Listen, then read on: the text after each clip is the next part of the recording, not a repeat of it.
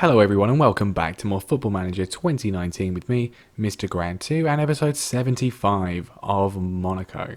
And as you can see on your screen, now the inevitable has happened. We were sacked as France boss after a pretty lackluster and pathetic end to our European Euro 2024 campaign. I think, as I said, it was to be expected.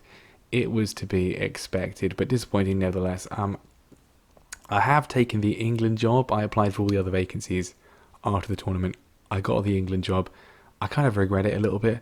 I'm not going to focus on it at all unless we're in a World Cup final or a European Championship final. I'll mention it if we win a tournament, but I'm not going to show you it. So we turn our focus back to Monaco, and we're going to be starting off with a Trophy to Champions today at the start of Season 7. But as discussed at the end of last season, we're going to skip forward quite a lot. I'm going to probably skip out the entirety of the first half of the season until probably till about January, actually. We're certainly going to go all the way till November. We'll see how things pan out. If it's likely that we're going to fail to qualify for the Champions League knockouts, or if things are going really, really badly in the league and I'm going to get sacked or something else, we'll come back a bit sooner. But I just want to kind of skip to the Champions League knockouts. I'd like to win the league, obviously, but we have done that. Not for the last 2 years, but we have done it 4 times. Champions League is my focus. That's all that is really keeping me playing this save, to be honest. So that's what we're going to focus on. And if we have a look at the money, as you can see on the screen now, we're in a much healthier position. Of course, the reason for that is because we've sold a bunch of players. And, the board only allow me to have 35% of the transfer budget. They don't want to give me any more. So we've sold a lot of players, not been given much money to spend, and as a result, we haven't spent very much.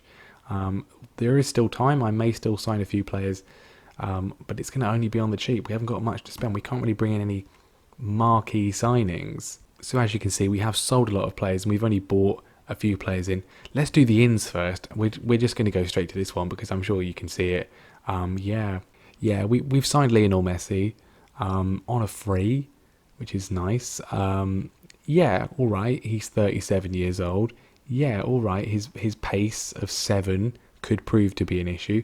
Alright, he's on 160 grand, but he's on 160 grand a week for a year. He's going to retire at the end of the season, so we don't have to worry about a massive long contract. 172 caps for Argentina. That's what I like to see. And just everything else. 19 finishing.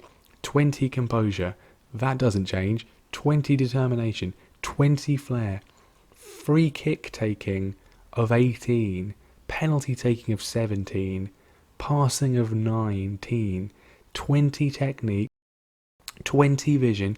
These things don't change. They get better with age. Yes, he's 37, but he's still Lionel Messi. What other 37-year-olds still have 3-star current ability at the age of 37? No one, absolutely no one. Look, he can play in attacking midfield. He can play as a striker if we need him to. He can play on the right-hand side because he's left-footed. I think he can be quite a nice deep-lying playmaker in his final year of professional football. We had to do it. I've never signed Messi before. It just had to be done. It had to be done. And he could prove to be the difference maker. And even if he's not, it's only for 1 year. We'll come back to the other ins in a minute because you'll see why we've had to do them if we look at the outs. And a lot of players have gone, cleared the books a bit. If anything, that leaves us a little tiny bit short, maybe in midfield. But a lot of players that we wanted to make some money on. That's why they were here. We have made some money on them. So Jack Clark has gone to West Ham for £16 million. It probably will rise to 20 million. Was really good for us to start with. Sort of just kind of got a bit lost of it. But I'm sure he'll do well at West Ham. Callum Hudson-Odoi as well.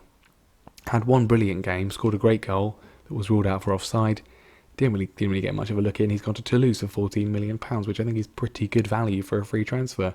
Antonio Barreca has finally gone to Nîmes for 11.5 million. Nîmes are interesting. They have apparently been taken over by a tycoon, although I don't really get it because they were taken over by this tycoon 2 years ago. Where is it? Back in 2022, albeit December 2022. And, they've been improving the facilities a lot, but they haven't really done anything in terms of transfers until this summer. We've sold them Bareka and, well, we've sold them Rajkovic as well. They've got John Suter, who's one of my favourite players on the game this year, from Liverpool. They've bought Hakim Ziyech, Elhaj Colley as well. They were apparently interested in signing Keita Balde. He's not gone yet. I'm going to try and offload him, but they were interested in him. So clearly Nîmes have got some money, so it could prove an interesting challenge this season. Danny Ceballos has also gone to CSKA Moscow for about 10 million quid. Rajkovic has gone, as we mentioned. Dylan Rahinders, who spent last season out on loan, was actually become a pretty decent goalkeeper. I was going to keep him, but he didn't want to sign a new contract. Ajax came in for that amount of money. I figured we might as well make a profit. Claudio Gomez has gone. Branko Miodrogovic, who was a regen that I thought looked really, really good in terms of attributes, but I guess in terms of ability wasn't that good. Attributes-wise, he looks amazing, doesn't he? Really, really good. But he's gone to Dijon. Amin Gyouri has gone to Auxerre after one season of doing nothing, but we made a profit on him.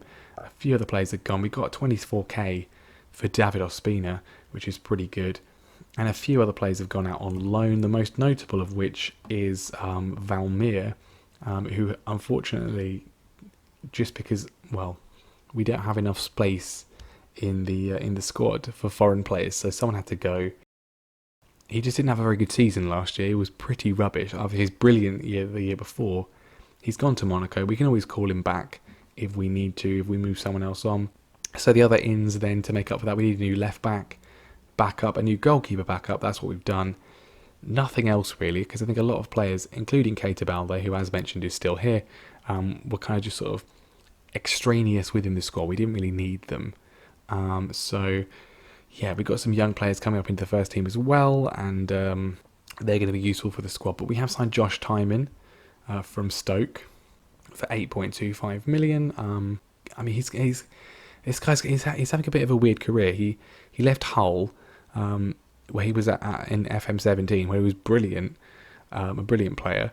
He's gone to Stoke, not really done anything, and now he's on loan at, I can't remember what the name of the team is, but a newly promoted side in the Premier Liga in Portugal, who are currently top of the league.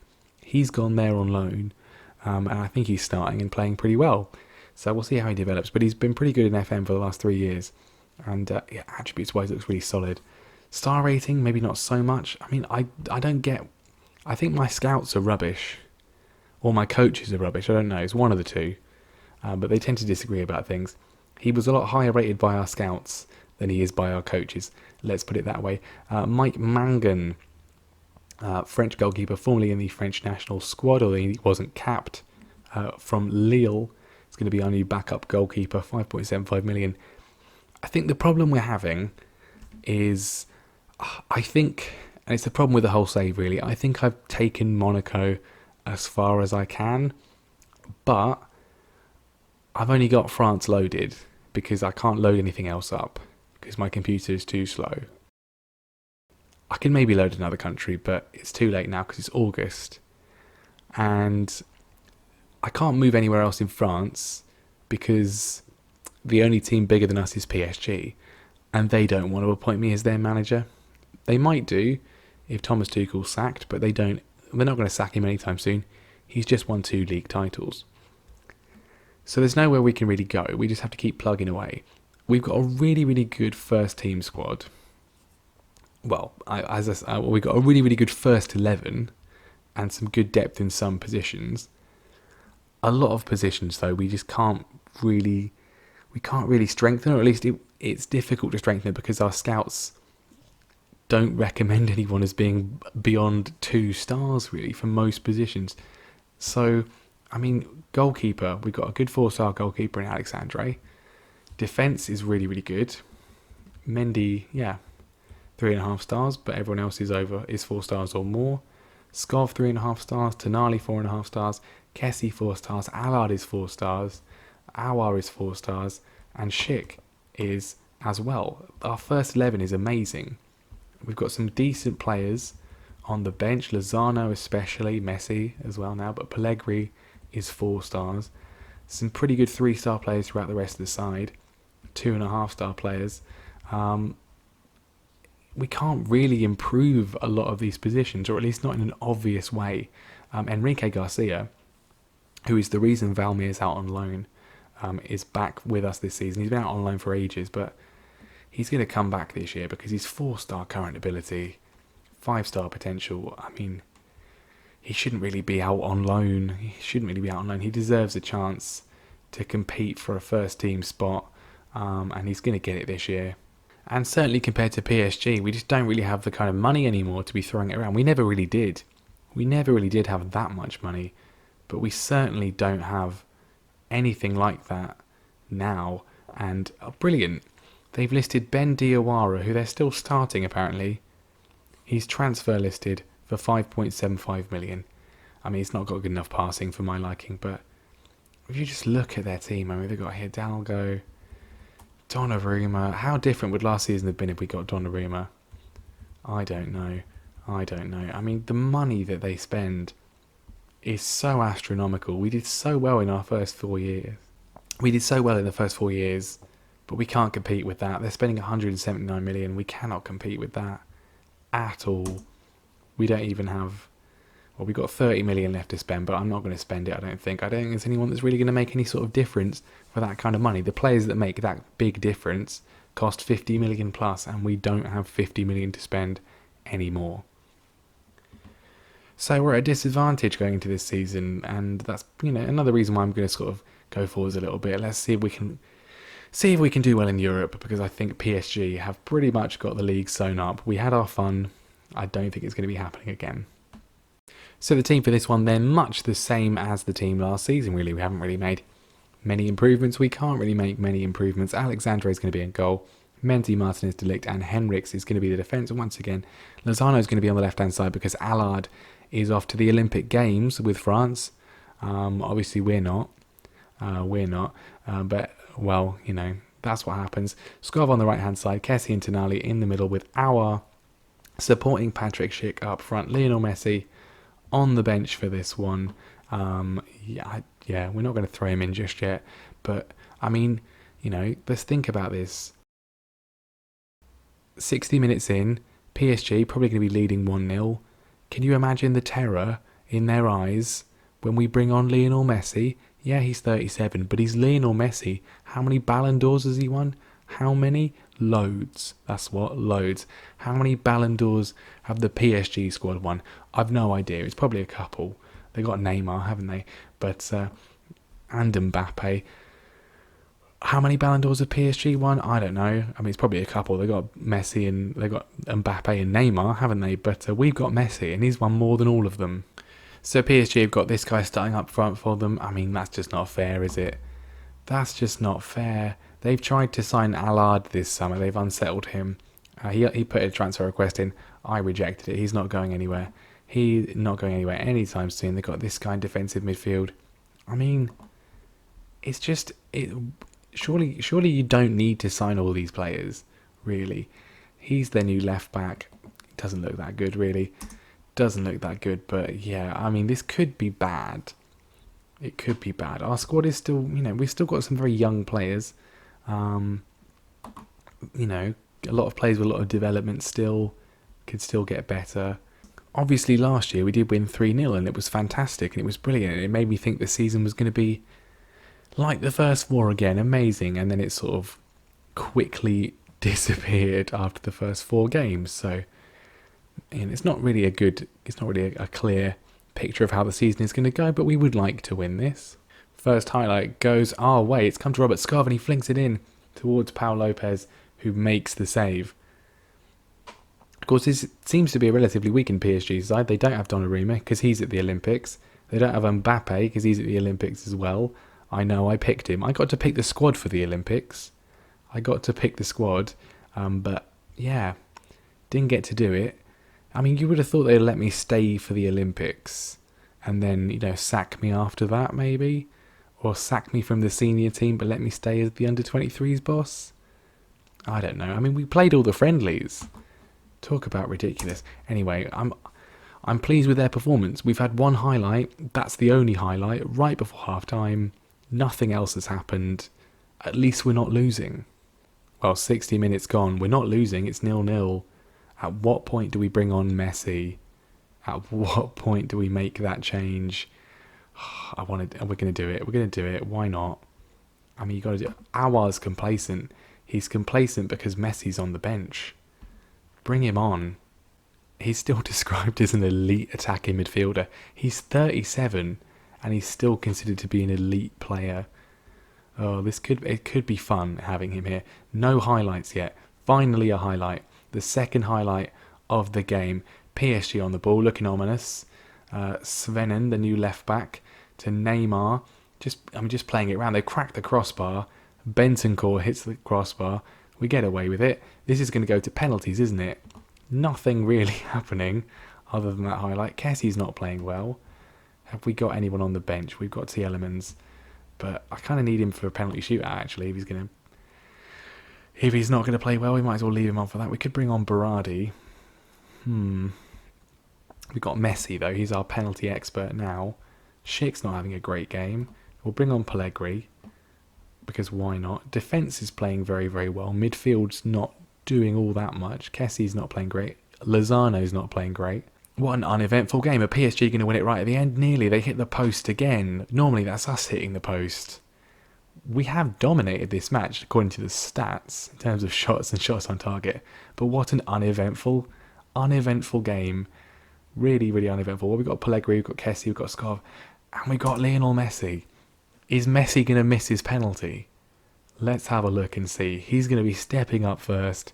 37 years old. Can he get the penalty away? Of course he can. Of course he can. He was never going to miss that one. Pogba for PSG to equalise, and he doesn't. Big save from Alexandre. Pietro Pellegrini to put us clear in the lead, and he does. Sends Lopez the wrong way. Neymar, surely he's going to score. And he does. 2-1. We've got the advantage though. Frank Kessie, who's been our regular penalty taker for the most part, puts it away. 3-1. Julian, new signing for PSG, goes down the middle, gets it in. Alexandre doesn't react. Robert Skov, the main man for so long. That was tight, but he puts it away. And this could be it. It's very rare that we're in a penalty shootout and we have the decisive penalty. Of course, we lost the Champions League final having been in this position, and it could still happen here. Ricardo Pereira puts it away, and it's going to be Hirving Lozano to win it. I mean, it's only the Trophy de Champions, not the highest profile, or highest priority, I should say. But it's nice to win it anyway. It's nice to win silverware, and we win silverware once again. 5-3 on penalties. Take that, PSG. Take that. How different would that have been if Donnarumma was here? Who knows? Who cares? We've won the Trophy de Champions once again. Our 13th trophy, I think, at Monaco. That might be 13th for me as my manager, rather than 13th at Monaco. Not sure, but very, very good. I'm sure the game will tell us in a minute. Not a particularly good performance by any means. Not a particularly good performance, but at least it's a win. And in a final like that, it doesn't really matter how well you play, does it? Not a very good performance, but who cares? We won. We beat PSG. We've got the Trophy de Champions once again. It sets us up nicely for the season. And, well, I don't know. I don't think we're going to win the league. That may well be the only trophy we win. But at least it's another trophy. We haven't had a trophyless season at any point in the save so far. So, we are going to go quite far in the future. Actually, looking at how things have gone, our final Champions League group matches are right around games against Lyon, PSG and Nice. That is quite good. That is quite good. So I think what we will do, we won't go so far in the future, but we will go through the entirety of August, September and October, possibly all in November, come back around here, the end of the Champions League group stage, see if we go through or not, play this game against PSG, I think, and then we'll skip right ahead to the Champions League knockouts. So not many episodes this season, but I think that's probably for the best anyway, to get through this as a bit more quickly, because FM20 is right around the corner. And I would like this to come to some sort of conclusion. We've got the new stadium coming at the end of the year. If we can get up to 10 years, that would be nice, but we'll see how things go. Especially with international journeyman as well. Make sure you check that out as well if you can. But that is going to be the end of the episode there. Thank you very much for watching. Leave a like if you enjoyed the video. Make sure you subscribe to the channel so you do not miss the next episode, and I will see you next time.